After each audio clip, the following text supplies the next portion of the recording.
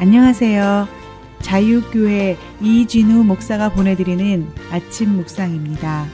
오늘도 예수 그리스도의 향기를 내는 복된 하루가 되시길 바랍니다. 10월 19일 월요일 아침 묵상입니다. 오늘은 죄에 대한 책임과 하나님의 용서라는 제목으로 사무엘하 12장 19절로 25절의 말씀 묵상합니다. 다윗이 그의 신하들이 서로 수군거리는 것을 보고 그 아이가 죽은 줄을 다윗이 깨닫고 그의 신하들에게 묻되 아이가 죽었느냐 하니 대답하되 죽었나이다 하는지라. 다윗이 땅에서 일어나 몸을 씻고 기름을 바르고 의복을 갈아입고 여호와의 전에 들어가서 경배하고 왕궁으로 돌아와 명령하여 음식을 그 앞에 차리게 하고 먹은지라.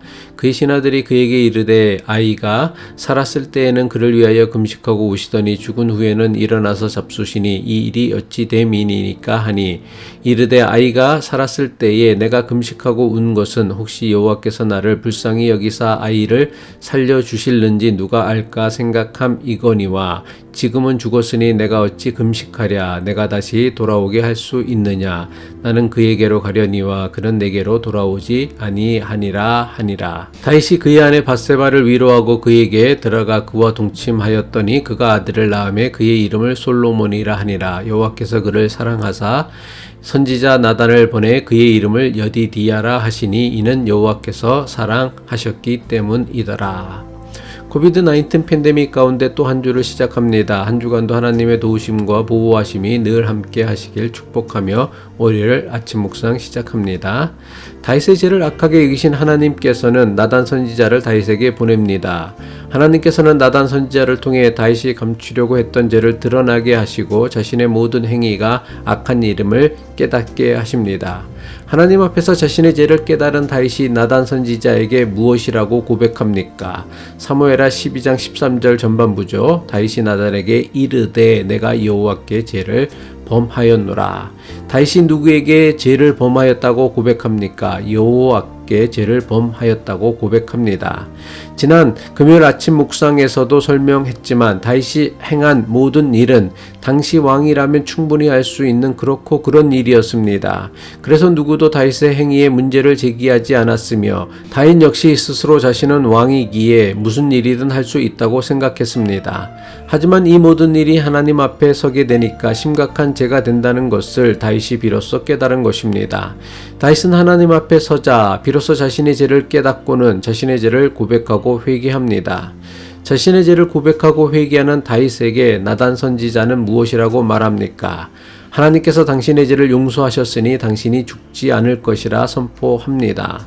밧세바와 간음하고 그의 남편 우리아의 생명을 빼앗은 다윗의 죄는 마땅히 죽어야 할 심각한 죄였습니다. 하지만 하나님께서는 마땅히 죽어야 할 다윗의 죄를 용서하십니다. 그리고 다윗의 생명을 살려주십니다. 사무엘하 12장 13절 후반부죠. 나단이 다윗에게 말하되 여호와께서도 당신의 죄를 사하셨나니 당신이 죽지 아니하려니와. 성경은 단호하게 말씀하기를 모든 죄의 결과는 죽음이라고 가르치고 있습니다. 스스로 하나님이 되려는 모든 인간의 죄는 결국 우리를 사망에 이르게 합니다. 하지만 자신의 죄를 고백하고 스스로 하나님이 되려는 시도를 중단하고 회개하는 사람에게 주시는 하나님의 은혜가 있습니다. 무엇입니까? 하나님의 용서입니다. 이것을 신학에서는 제사함의 은혜라고 하며 제사함의 은혜는 곧 하나님의 구원을 의미합니다. 구원은 하나님을 믿는 사람이 누리는 가장 큰 은총입니다. 로마서 6장 23절이죠. 죄의 싹은 죽음이요 하나님의 선물은 우리 주 예수 그리스도 안에서 누리는 영원한 생명입니다. 하지만 너무나 많은 교인이 하나님께서 주시는 제사함의 은혜를 잘못 알고 있습니다. 잘못 알고 있기보다는 자기가 원하는 대로 제멋대로 해석하고 적용하려고 합니다. 무엇입니까? 아무리 심각한 죄를 지었다고 해도 하나님께 고백하기만 하면 하나님께서는 무조건 자신의 죄를 용서해 주신다고 생각하는 것입니다. 심지어 하나님의 용서가 자신이 저지른 죄로 인한 결과나 책임까지도 면하게 해준다고 생각합니다. 그래서 하나님께 용서받는 것으로 자신이 저지른 죄에 대해 아무런 인간적인 책임도 지려고 하지 않으려 합니다. 하나님의 용서에 대한 이런 식의 해석과 적용은 예수 그리스도의 십자가의 은혜를 싸구려 복음으로 전락시키는 것입니다. 기독교 신앙의 용서에 관한 신학과 교리를 이런 식으로 해석하고 적용하는 것은 기독교 신앙을 매우 천박하고 저급한 것으로 만드는 왜곡입니다. 교회가 이런 식의 제사함을 제멋대로 남발하니까 너무나 많은 교인이 자신이 저지르는 죄를 심각하게 여기지 않습니다. 심지어 자신이 무슨 죄를 저지르는지도 모르고 신앙생활 합니다. 성경은 단호하고 분명하게 죄의 값은 사망이라고 했습니다. 하지만 교인들은 죄를 사망에 이르는 심각한 문제로 여기지 않습니다. 그저 교회에 가서 하나님께 기도만 하면 어떤 죄도 용서받으며 자신이 저지른 죄에 대한 어떠한 책임도 지지 않아도 되는 그야말로 대수롭지 않은 것으로 여깁니다.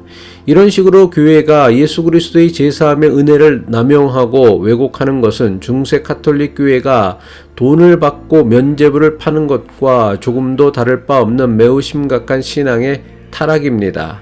기독교 신앙은 그저 자신의 죄를 고백한다고 해서 죄를 용서해 준다고 가르치지 않습니다. 죄를 용서받기 위해선 단순히 죄에 대한 고백이 아니라 회개를 해야 합니다. 회개는 단순히 자신이 죄를 지었음을 인정하고 고백하는 것이 아닙니다. 회개는 내가 다시는 이런 죄를 반복하지 않겠다는 결단과 의지의 고백입니다. 요한복음 8장 11절이죠. 예수께서 이르시되 나도 너를 정죄하지 아니하노니 가서 다시는 죄를 범하지 말라 하시니라.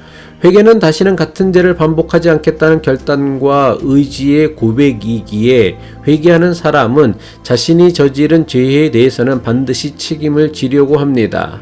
삭개오는 유대인들 모두가 미워하는 세리이며 로마 권세를 등에 업고 유대인들의 돈을 빼앗는 죄인이었습니다. 그래서 유대인들은 누구도 세리 삭개오를 가까이 하지 않았습니다.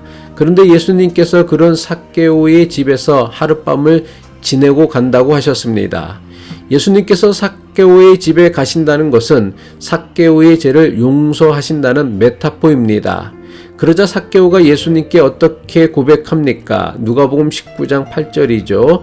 삭개오가 서서 주께 여짜오되 주여 보시옵소서 내 소유의 절반을 가난한 자들에게 주겠사오며 만일 누구의 것을 빼앗은 일이 있으면 내 갑절이나 갚겠나이다.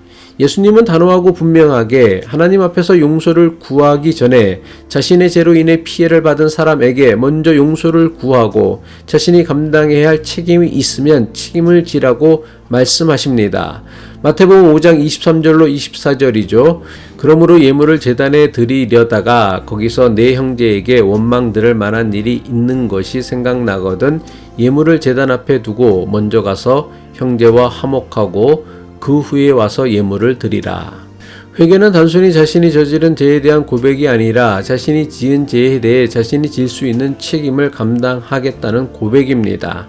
다윗은 갓 태어난 아기가 대신 죽는 것으로 자신이 저지른 죄에 대한 책임을 감당해야 했습니다. 그리고 장차 자기 자녀들에 의해 벌어진 엄청난 일들을 모두 감당해야 했습니다.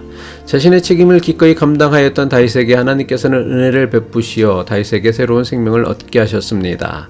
그 아이가 바로 다윗의 대를 이어 이스라엘을 다스린 솔로몬이었습니다. 기도하겠습니다. 공의로우시며 사랑이 많으신 하나님, 똑같은 실수, 똑같은 잘못, 똑같은 죄가 우리 인생에서 반복되며 우리를 무너뜨리지 못하도록 하나님의 능력을 힘입어 회개하는 삶을 살게 하옵소서. 예수 그리스도의 이름으로 기도합니다.